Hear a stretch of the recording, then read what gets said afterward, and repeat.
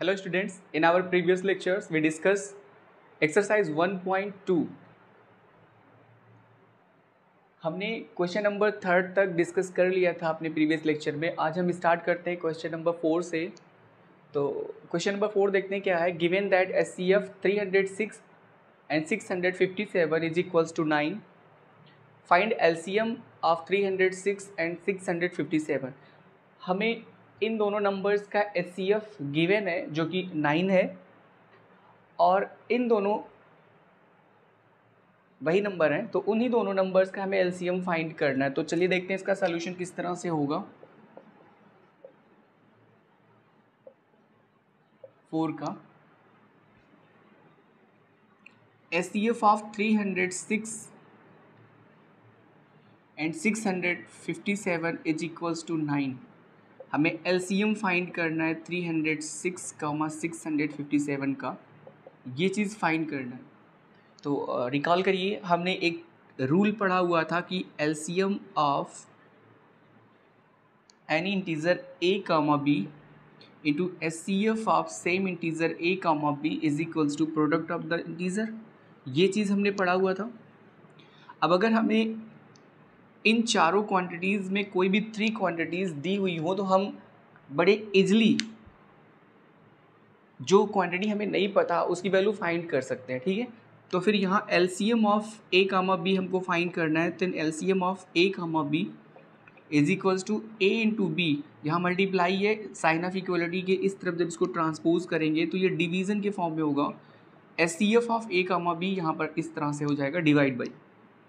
अब इसी रूल को हम इस पर अप्लाई कर देते हैं। Then write LCM is of 306 comma 657 is equals to multiply the both integer 306 into 657 and divide by SCF कितना है, 9 है। अभी देखिए 9 से ये नंबर कम्प्लीटली डिविजिबल है, तो 9 7 जा 63 होता है। 2 बचा यहाँ पर, 2 और 7 27, 9 3 जा 27, तो ये हो गया 306 इंटू 73। मल्टीप्लाई कर लेते हैं तो 306 इंटू 73, इसको मल्टीप्लाई करके देखते हैं कितना आता है। तो 3 6 जा होता है 18, कैरी 1, 3 0 जा 0, 1 यहाँ पर लिखा जाएगा, 3 3 जा 9, 7 6 जा 42, कैरी आया 4, 7 0 जा 0, यहाँ 4 लिखा जाएगा, 7 3 जा 21, ये हो गया 8, 2 और 1 मिलेगा तो 3 होगा, 9 4 13, 1 और कैरी 1 है तो 2 और यहाँ पर 2, तो हो जाएगा 22,338। ये चीज़ क्या है, एलसीएम है 306 एंड 657 का। आई होप आपको ये चीज़ समझ में आया। हमें एलसीएम ही फाइंड करना था इस क्वेश्चन में। ठीक है, तो हमने नेक्स्ट क्वेश्चन की तरफ बढ़ते हैं। ठीक, our next question number 5, check whether 6 to the power n can end with the digit 0 for any natural number n। इस टाइप का एक एग्जाम्पल भी हमने प्रीवियस लेक्चर में देखा हुआ, जहाँ पर हमने देखा था कि 4 to the power n किसी भी नेचुरल नंबर n के लिए एंड होता है 0 पर। तो सेम उसी तरह से हमें इस क्वेश्चन को भी सॉल्व करना है। तो सबसे पहले मैं ये बता दूं कि कोई भी नंबर अगर 0 पर ख़त्म होता है, इट मीन्स उसका वंस प्लेस का जो डिजिट है वो 0 है, तो वो नंबर 5 से डिविजिबल होगा। और अगर 5 से डिविजिबल होगा तो उसके प्राइम फैक्टराइजेशन में 5 भी इंक्लूड होगा। अगर इंक्लूड है तो 6 टू द पावर n उस नेचुरल नंबर के लिए 0 पर एंड होगा। अदरवाइज अगर 5 इंक्लूड नहीं है तो कोई भी ऐसा नेचुरल नंबर जो कि n के फॉर्म में लिखा गया है एग्जिस्ट नहीं करता, जिसके लिए 6 टू द पावर n 0 पर एंड होगा। ठीक है, आई होप आपको चीज़ें समझ में आ रही हैं। तो चलिए देखते हैं सबसे पहले। तो 6 to the power n, the number is equals to 6 to the power n। अगर हम इसे 2 इंटू 3 लिखें, बिकॉज 2 इंटू 3 6 होता है, whole to the power n, और एक्सपोनेंशियल के फॉर्मूले से अगर हम इसे एक्सपेंड करें तो 2 to the power n into 3 to the power n होगा। For any value of n there are only 2 prime factors exist, that is 2 and 3। आप खुद ही देखिए, 2 to the power n into 3 to the power n हुआ। अब n कुछ भी आप रखिए, सपोज दैट हमने n को 2 रखा, तो 2 का स्क्वायर 3 का स्क्वायर, अभी भी 6 टू दी पावर n के प्राइम फैक्टराइजेशन में केवल 2 और 3 ही तो होगा, क्योंकि 2 का स्क्वायर हम लिखेंगे 2 इंटू 2, 3 का स्क्वायर लिखेंगे 3 इंटू 3, तो 2 इंटू 2 इंटू 3 इंटू 3, केवल 2 और 3 ही तो प्राइम फैक्टराइजेशन में आ रहे हैं। ऐसे अगर हम n के प्लेस पर 3 रख दें, यहाँ भी 3 रख दें, तो 2 क्यूब इंटू 3 क्यूब जब हम करेंगे तो 2 into 2 into 2 into 3 into 3 into 3, आ तो केवल 2 और 3 ही रहे ना। इन दोनों नंबर्स के अलावा, इन दोनों प्राइम नंबर्स के अलावा कोई और prime number 6 to the power n के प्राइम फैक्टराइजेशन में इंक्लूड नहीं है।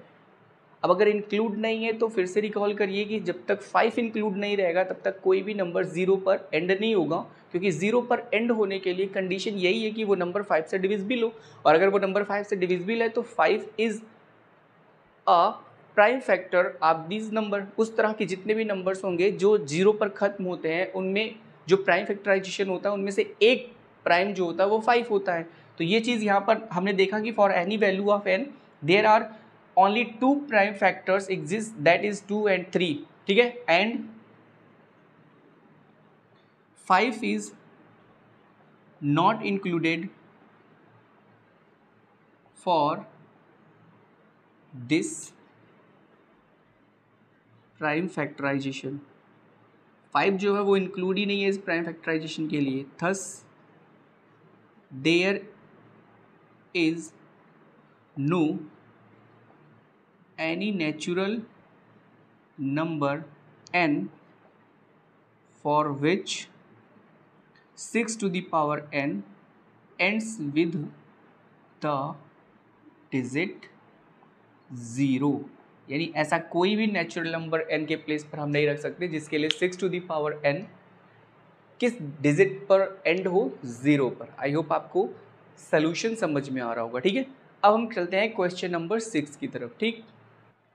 Question number 6, explain why 7 into 11 into 13 plus 13 and 7 into 6 into 5 into 4 into 3 into 2 into 1 plus 5 are composite number. हमें ये कह रहा है कि ये जो इस तरह से एक्सपेंशन दिया हुआ है एक एक्सप्रेशन, और यहाँ पर भी दिया हुआ है, ये दोनों कंपोजिट नंबर क्यों है। तो फंडामेंटल थ्योरम ऑफ अरिथमेटिक को एक बार रिकॉल करिए। उसमें हमने ये लिखा था कि एवरी कंपोजिट नंबर, जितने भी मतलब सभी कंपोजिट नंबर जो होते हैं वो can be express and factorise और factorise in the form of product of the primes, ठीक है। यानी जितने भी कंपोजिट नंबर होते हैं उन्हें हम प्राइम्स के प्रोडक्ट, प्राइम नंबर्स के प्रोडक्ट के फॉर्म में लिख सकते हैं। तो अगर हम इस नंबर को प्राइम नंबर्स के प्रोडक्ट के फॉर्म में लिख सकें, then we say that both numbers are composite, ठीक है। तो चलिए देखते हैं किस तरह से होगा। तो फर्स्ट में लिखा हुआ है 7 इंटू 11 इंटू 13 प्लस 13।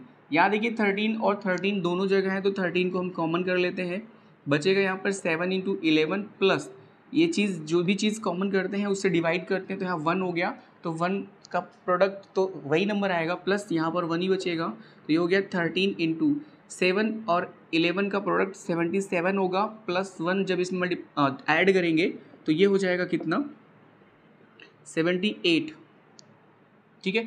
अब 78 को हम थोड़ा सा फैक्टराइज कर लेते हैं, तो ये इवन नंबर है, 2 3 जा 6, 2 9 जा 18, 3 1 जा 3, 3 3 जा 9 और यहाँ 13। तो आप देख सकते हैं इसे हम लिख सकते हैं 13 इंटू 2 इंटू 3 इंटू 13। अगर हम इसे अरेंज कर ले असेंडिंग ऑर्डर में, then we write this 2 into 3 into 13 into 13, या फिर इसी को हम लिख सकते हैं 2 इंटू 3 इंटू 13 स्क्वायर, क्योंकि सेम प्राइम को हम कंबाइन करके उसको पावर के फॉर्म में लिख सकते हैं, ठीक है। अब आप देख सकते हैं कि 2 भी एक प्राइम है, 3 भी एक प्राइम है और 13 भी एक प्राइम है। तो ये जो नंबर हमें दिया हुआ था इस फॉर्म में लिखा हुआ, ये नंबर जो है इसका जो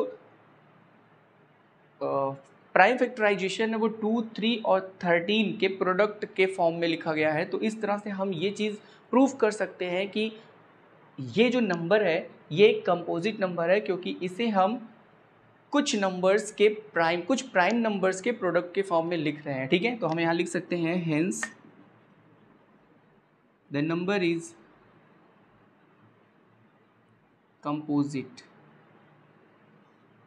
ठीक है। सेम प्रोसेस में इन द